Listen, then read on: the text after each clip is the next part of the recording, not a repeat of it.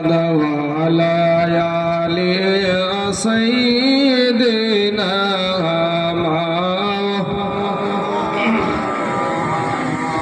صلى على محمد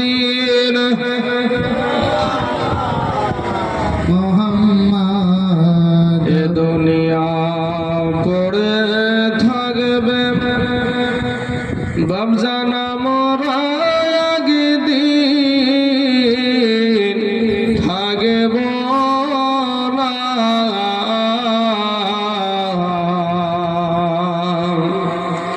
এ দুনিয়া পড়ে থাকবে ভাই গয়া মোরা একদিন থাকব না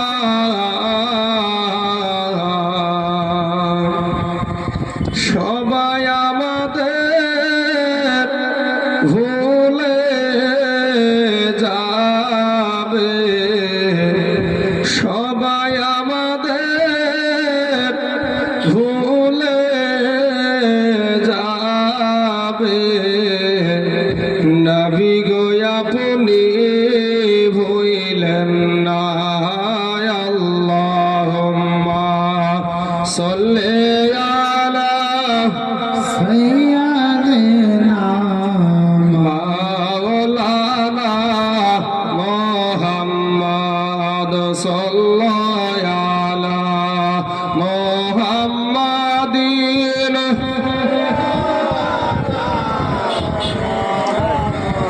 আসমানের ফারিশে তারা বলে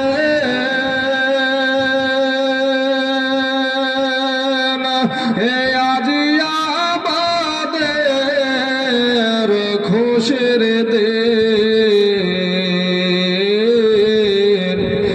আসমানের ফারিশে তারা বলে হে আজি আমাদের খুশির দিন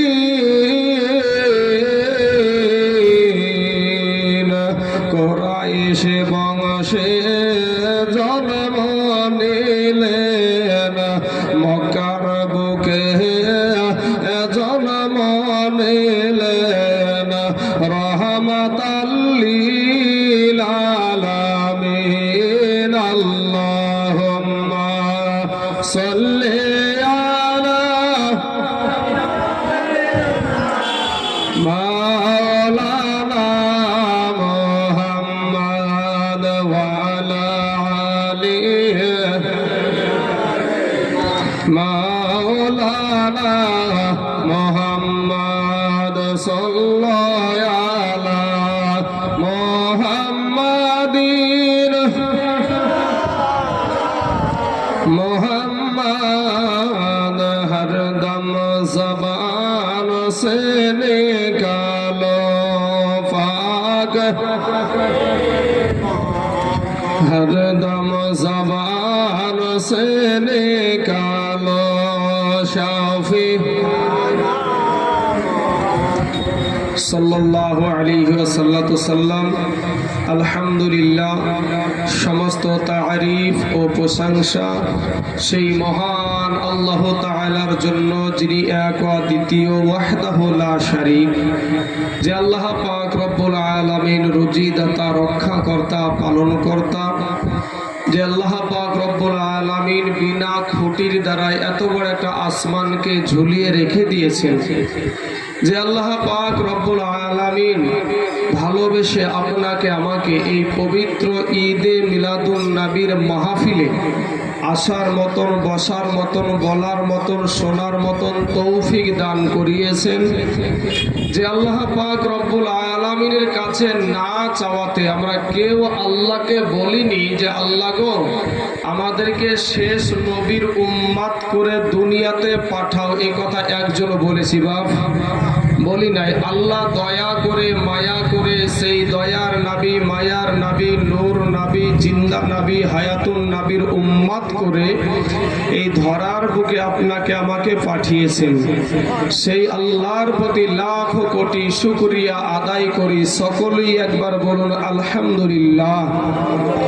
তারপরে পরে আকা ইনামদার তাজদারে মদিনা আহমদ মুস্তাফা মুহাম্মদ মুস্তাফা নবী মুহাম্মদুর রাসূলুল্লাহ সাল্লাল্লাহু আলাইহি ওয়াসাল্লাম, যিনি বাবা শাহিন শাহিজ আকার নবীগণের সরদার মা আমিনার নূরে নাজার আব্দুল্লাহর লাখতের জিগার হাউজ কাউসারের কমান্ডার নবী, আমার জান্নাতের লিডার, সেই নবীকে ইলমে গায়ব মনে করে, নবীকে হাজির ও নাজির মনে করে নবীর প্রতি লাখ কোটি দুরূদ ও শান্তির ধারা বর্ষিত হোক, অর্পিত হোক।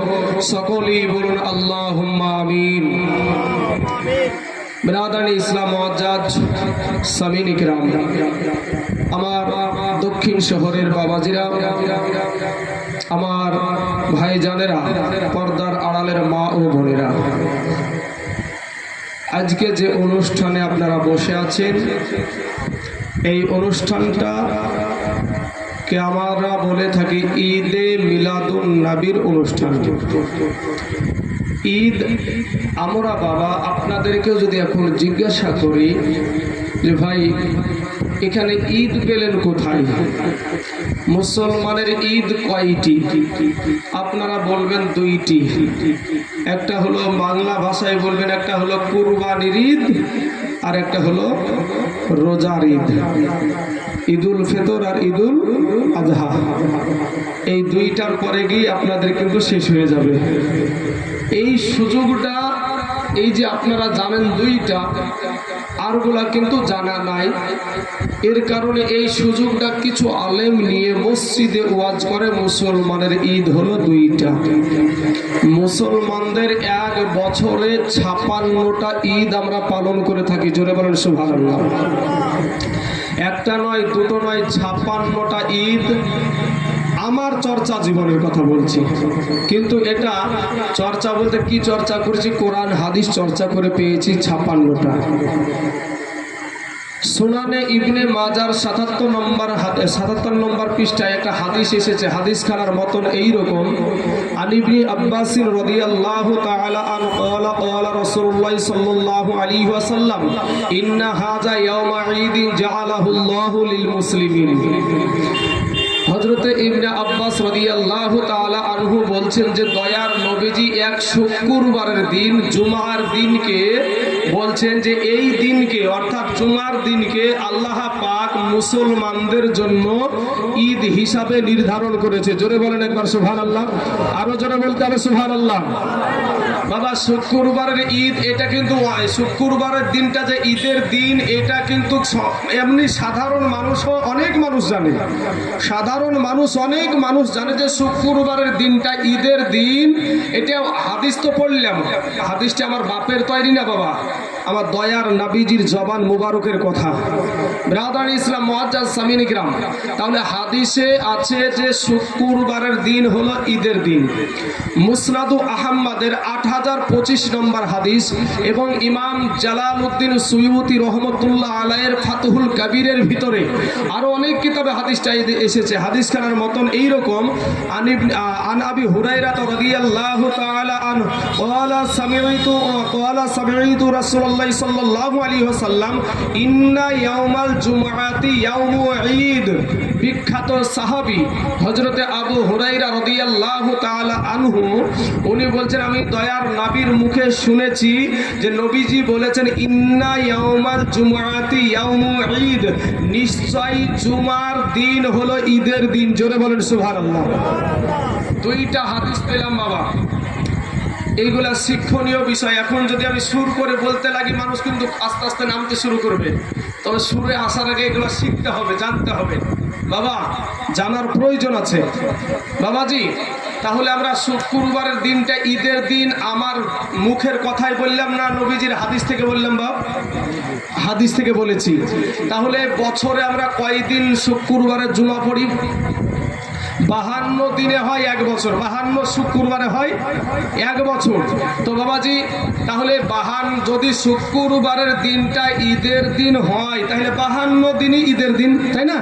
তাহলে 52 দিন, আর এদিকে হলো ঈদুল আজহা আর ঈদুল ফিতর অর্থাৎ কোরবানি আর রোজা, এই দুইটা দিয়ে হলো 54টা, নাকি 54টা। সহিহ বুখারী শরীফের নাম শুনেছেন?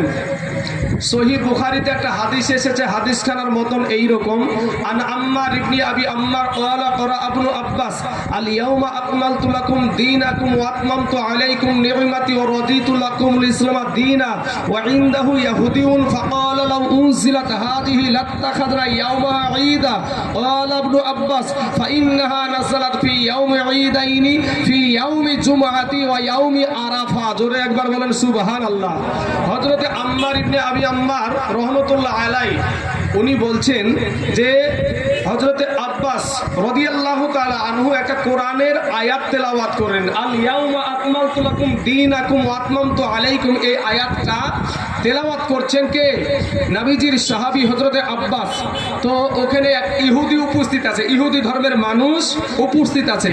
ইহুদি বলছে, ওগো আব্বাস, এই আয়াতটা যদি আমরা ইহুদিদের উপরে নাজিল হতো, সহিহ বুখারীর হাদিস বাবা, তো এই আয়াতটা যদি আমরা ইহুদিদের উপরে নাজিল হতো, তো যেদিন এই আয়াতটা নাজিল হয়েছিল ওই দিনটাকে আমরা ঈদ হিসাবে পালন করতাম, ওই দিনটাকে আমরা ঈদ হিসাবে পালন করতাম। আব্বাস বলছে, শুনো, এই আয়াত যেদিন আমার নবীর উপরে নাজিল হয় সেদিন দুইটা ঈদের দিন ছিল, একটা হলো ফি ইয়াউমি জুমআতি ওয়া ইয়াউমি আরাফা, একটা ছিল জুমার দিন আর একটা ছিল আরাফার দিন। জোরে বলেন সুবহানাল্লাহ। অর্থাৎ বুখারী শরীফের হাদিস থেকে আমরা পেলাম আরাফার দিনটাও হলো ঈদের দিন, আরাফার দিনটাও হলো ঈদের দিন। তাহলে ওদিকে হয়েছে 54 আর একে হলো 55, আর একটা বাকি আছে। 56টা বলেছি তো আমি, নাকি? হ্যাঁ, 56টা বলেছি। এবার চলেন কোরআন শরীফ, সূরা ইউনুস 58 নম্বর আয়াত, কুল বিফাদলিল্লাহি ওয়া বিরহমাতিহি ফাবিযালিকা ফালইফরাহু। এ বাবা, আজ আপনারা যে এখানে এই যে অনুষ্ঠানটা করছেন, এগুলো আপনাদের জানার দরকার আছে না নাই? এখন যদি একটা বকাইতে এসে বলে, এই তোরা কোথা থেকে করছিস বলধিনি, পারবে? তাহলে জানার দরকার আছে। তখন আপনার একটা বুকে সাহস থাকবে, আমাদের মৌলবি সাহেব তো বলছিল রে আছে, তা দোয়া একবার হাদিস পড়ছিল, বুকে সাহস হবে, তোর মৌলবি নিয়ে আই দেখি, আর আমিও আমার মৌলবি নিয়ে আসছি। হবে না? হবে না? হবে বাবাজি। শোনা, তাহলে এখন আমরা পেয়ে গেছি 55টা পেয়ে গেছি, আর একটা বাকি আছে। কুল বিফাদলিল্লাহি ওয়া বিরহমাতিহি ফাবিযালিকা ফালইফরাহু, সূরা ইউনূসের 58 নম্বর আয়াত। আল্লাহ নিজে ওয়াজ করছেন, হে নবী আপনি বলুন, হে নবী আপনি বলুন, আমার তরফ থেকে, অর্থাৎ আল্লাহর তরফ থেকে রহমত পাওয়ার পরে, ফজল পাওয়ার পরে, ইলম পাওয়ার পরে, কোরআন পাওয়ার পরে তারা যেন খুশি করে, আনন্দ করে। জোরে বলেন সুবহানাল্লাহ। বাবাজি, আল্লাহ বলছেন রহমত পাওয়ার পরে, রহমত পাওয়ার পরে। তাইলে আমরা এই দিনে 12ই রবিউল আউয়ালে কাকে পেয়েছি? আমাদের নবীকে পেয়েছি, তাই তো, নাকি?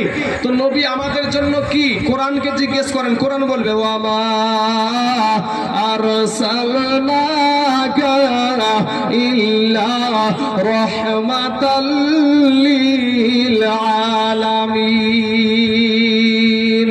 আমার আল্লাহ সমগ্র জাহানের জন্য আমাদের নবীকে রহমত করে পাঠিয়েছে। জোরে বলেন সুবহানাল্লাহ। ভাই, আল্লাহ বলছে রহমত পাওয়ার পরে খুশি করো। বলেন আপনারা নবীকে পেয়ে খুশি না বেজার? খুশি। খুশির আরবি হলো ঈদ। খুশির আরবি কি? ঈদ। তাহলে বাবা, এই ঈদের কথা আমার আল্লাহ নিজে বলেছেন। হ্যাঁ, তাহলে বাবাজি 56টা ঈদ আপনারা পেয়েছেন। আজকে আপনারা যে সভাটা করছেন, এই সভা আমার আল্লাহ রোজে আজলে করেছে। জোরে বলেন সুবহানাল্লাহ। কবি বল